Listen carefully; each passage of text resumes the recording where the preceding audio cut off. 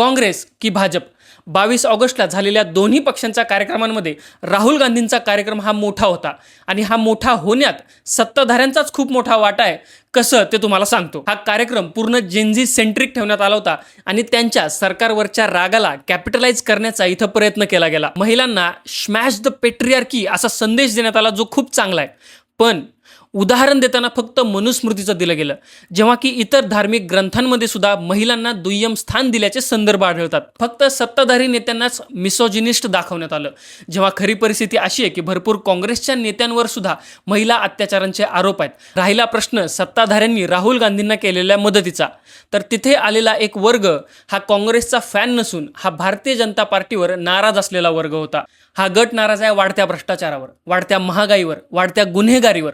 आणि जेव्हा याबद्दल सरकारला प्रश्न विचारला जातो तेव्हा जो त्याला देशद्रोही नावाचा टॅग दिला जातो, ह्या टॅगवर नाराज असलेली जनता आहे. तुमच्या सत्तेच्या 12 वर्षात तुम्ही चांगल्या सोयीसुविधा, चांगले रस्ते आम्हाला का पुरवू शकला नाहीत, ह्या प्रश्नावर जेव्हा तुम्ही असं सांगितलं की काँग्रेसने सुद्धा असंच केलं होतं, ह्या उत्तरावर नाराज असलेली ही जनता होती. निव्वळ काँग्रेस पक्षाचे नेते म्हणून सोडा, तर विरोधी पक्षनेता म्हणून सुद्धा आम्ही त्यांना ऐकायला जाऊ नये ही जी तुमची भूमिका आहे, ह्या भूमिकेला विरोध करणारा गट तिथे होता. अगदी नागपूरपासून ते कोल्हापूरपर्यंत सगळ्यांनी हाच खुळखुळा वाजवायचा प्रयत्न केला की कार्यक्रम फुसका होता, पण तो नव्हता.